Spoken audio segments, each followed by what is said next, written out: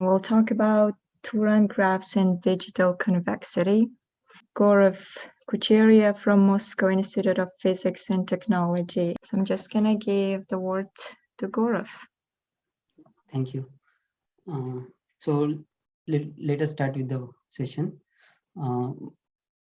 Yes. So thanks to the previous two talks, I will not be having to define the Turan number because that's what we saw in the previous two. So I will just skip a little. So like this field started with the theorem by Mendel, in which he proved that a graph on n vertices, which is triangle free, will have at most n square over 4 edges. And the Turan graph for this is the bipartite graph, complete bipartite graph of size n by 2 in each partition set. So this was one problem that started this field, and this problem was generalized by Turan in 1941 when he extended this result for complete graph, and this field is called as Turan type problems. So the aim of this field is to determine the maximum number of edges on n such that a graph on n vertices will exclude some subgraph. Like, so we are optimizing the number of edges in this type of problems. These are also called forbidden subgraph problems. So this was Turan's theorem, which sort of started interest in this field. It says that the extremal number for complete graph is dependent on the chromatic number of the graph. It is 1 minus 1 over the chromatic number minus 1 into n squared by 2 edges.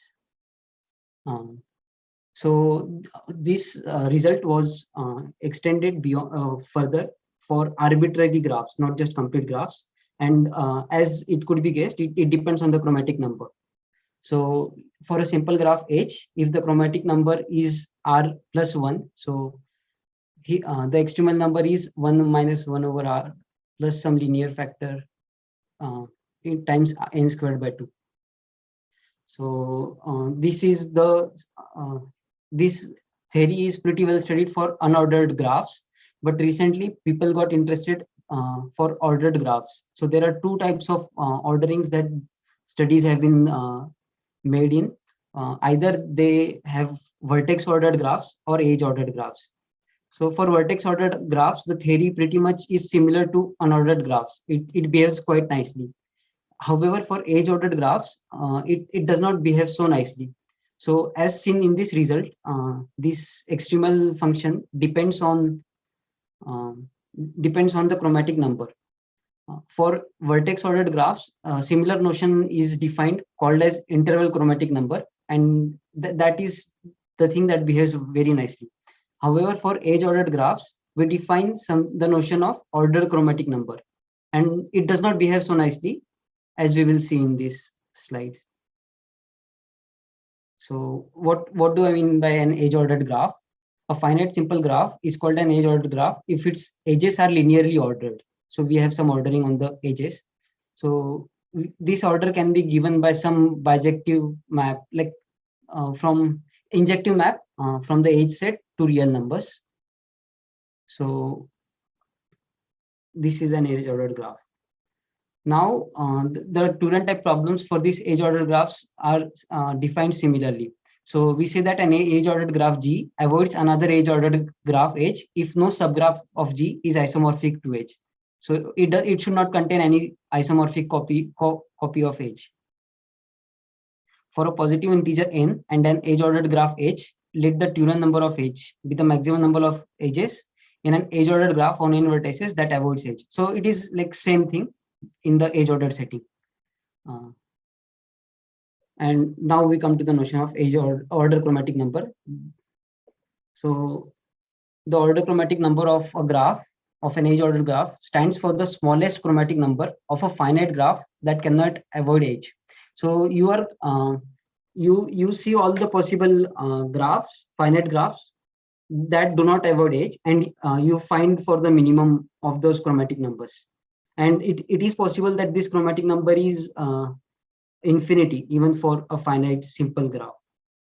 So that this is where things become quite crazy. And we know like edge ordered paths of length 5, whose order chromatic number is infinity. And so yeah, and this is the Eddystone-Simonovitz theorem that is generalized for edge-ordered graphs. It is exactly similar. So as it can be seen that for r is equal to 1, that is the bipartite graphs in the edge-ordered setting. This extremal function, it is just some quadratic function, so it's not tight, so we can improve this. So the main interest of objects like graphs that we usually deal with will be order chromatic number 2, because otherwise we know the extremal number pretty tightly. And now we go for, so my work mostly focuses on edge ordered paths. So it is just a path which has some edge labeling for every edge in the path, and we will denote it by pkl. And whenever it is clear, we, instead of denoting it as this, we just label it by l. So labeling in this case, we just take like permutation on n for pn plus 1, like a path on k vertices. So we take a permutation on k minus 1. Those are the all possible labelings. However, the extremal function is similar if we reverse the labeling. So maybe it's better. So if let's say 1, 2, 3 is labeling on 4 edges. So if this is an edge ordered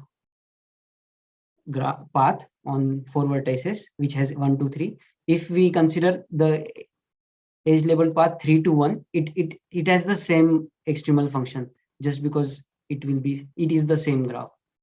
And similarly, if we replace every highest labeled edge by the lowest label, so for example, if we were to consider 2, 1, 3, so we can 2 remains as it is. We replace 1 by 3 and 3 by 1. So even this operation, reversing the edge labeling, preserves the Turen's number. So this sort of reduces the cases that we need to consider. And we consider rooted edge ordered paths. So the root is just either end of the one of the leaf vertices of this path is the root. And we call the path monotone if its labeling is increasing or decreasing. Like, so 1, 2, 3, for example, is a monotone path. And for monotone paths, the Turen number is linear in n. And for 3 and 4 edge ordered paths, there is a paper by 6 authors who have settled it for them.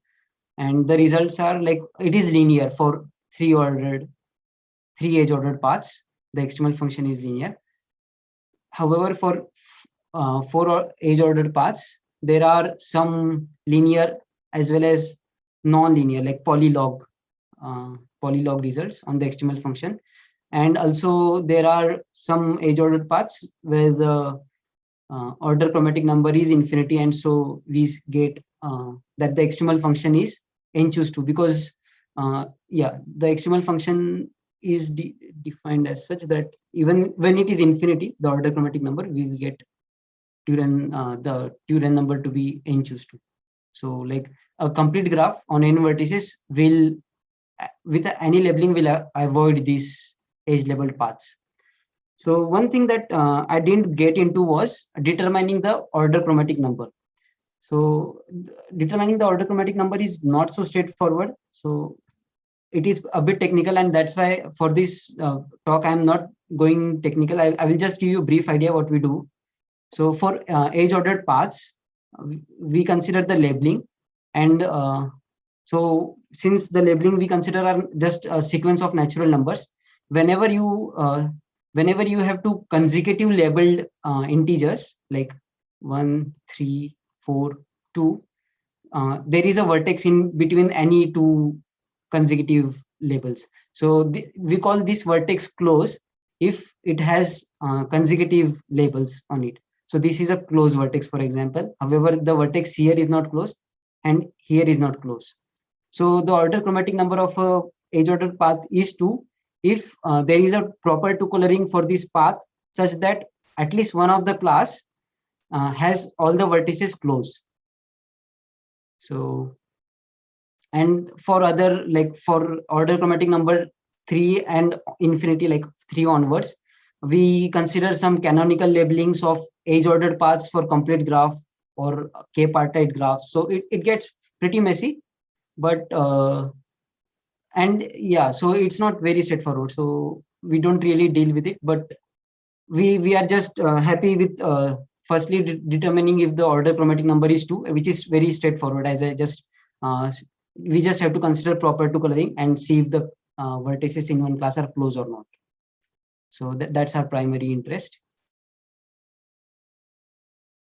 And this is our contribution. So in this thesis, we worked on 5 edge ordered paths, and as it can be seen, there are again some cases where the Turin number or the extremal function is linear in n. It is polylog n in some cases, and in some cases the upper bound, tight upper bound is not known. So this is like loosely what upper bound we know, but currently we don't know if it could be improved. Like what can we do more to improve this? So the way these proofs generally work is, we for lower bound we try to come up with a graph such that it has like some n log n edges, and it avoids all edge ordered paths of having this label.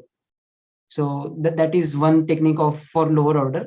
For upper bound, what we do is we take an arbitrary graph on some edges, and we try to estimate the number of edges this graph can have while avoiding the path that we are interested in. So we will see an example of how we do this later. So the main result of this thesis is we have proved a dichotomy result for extremal function on edge ordered paths of arbitrary length. So what we say is either the upper bound is linear or it is at least n log n. So there is no function in between these two for which the extremal function is in between. Yes. So since I'm running quite short on time, I will just mention one important thing. So as we have seen earlier, there are monotone paths. Similarly, we define something called as nearly monotone paths. So in this, we have almost monotone, but at the end we have some inversion. And this also has a linear extremal function. And the proof of this is not so difficult. It depends on some operation. So what we do is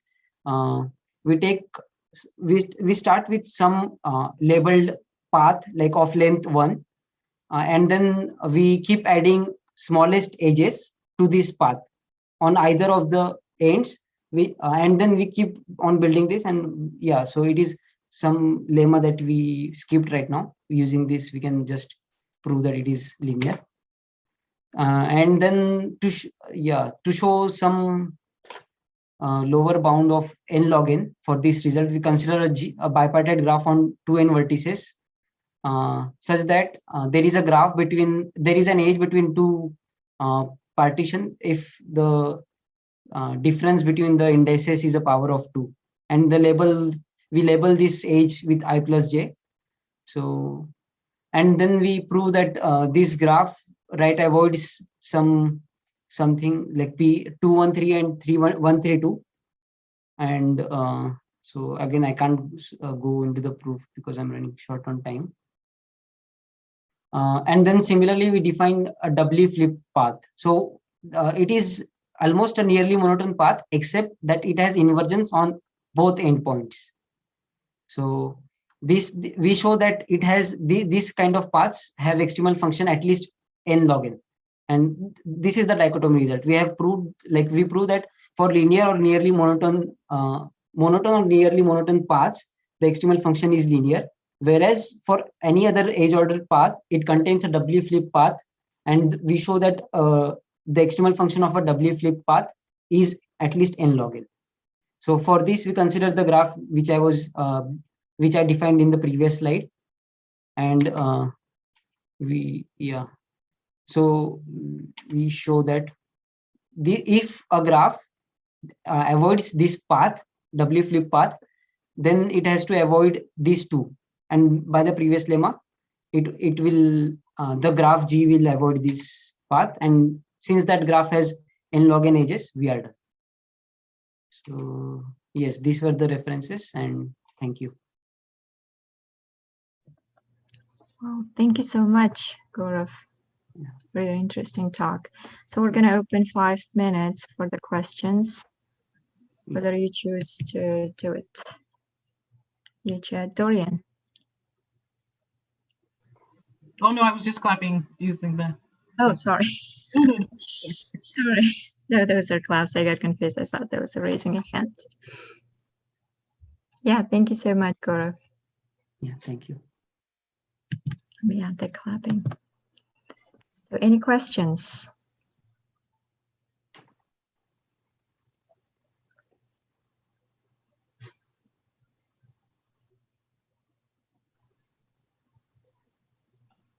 If there aren't any questions, you have a few minutes. I'd love to see one of the proofs.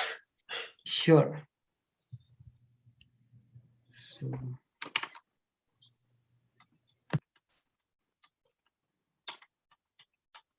yes, so this is a pretty interesting proof.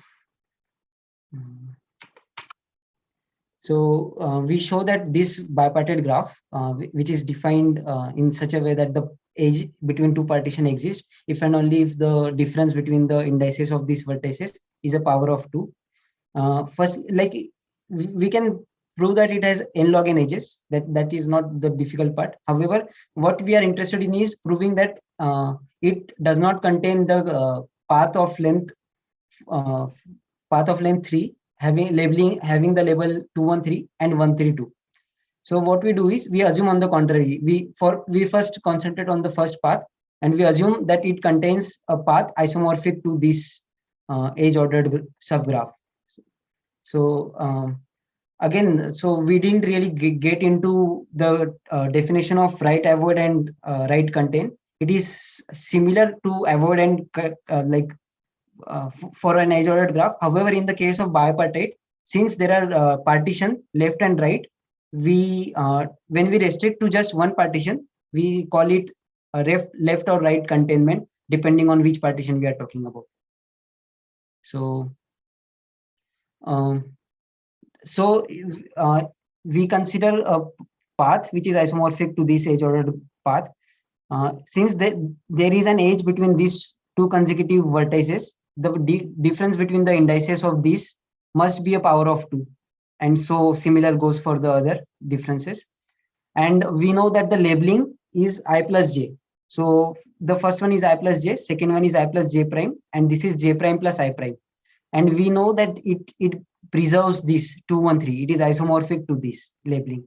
So using these two facts, we get an ordering between these labels. And this implies some ordering between I and j's that we have. So what we do is we take this as some powers of 2, and using this we get an order between the powers that we considered. And then we back substitute this into this to get something, and basically this is where we get the contradiction. So it is more of arithmetic that we do with these labels and the indices that we started with. And yeah, this gives us the contradiction. So if this were true and this were true, as this ordering is there, so we arrive at something which is contradiction. Again, I don't know how much time I have to. You still have a minute left. Yes. So yeah. So and similarly, we do the right avoidance for this. And yeah, so it right avoids this as well as this. Now, what I would like to do is, so this would just in a minute. So we take a doubly flip path. For example, let's take 2, 1, 3, 4, 6, 5. So we can firstly check that its order chromatic number is 2, because this vertex is close, this vertex is close, and this vertex is close. these are the one class of the two coloring.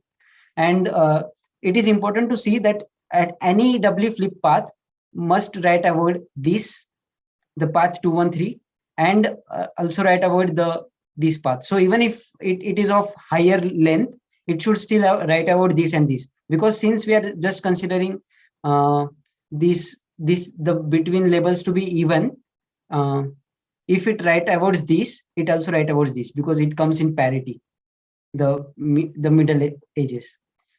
And so using the previous lemma, we see that the graph that we just defined avoids the doubly flipped paths, and thus we have the lower bound of n log n. Yeah, thank you again Thanks. for taking extra time to explain that.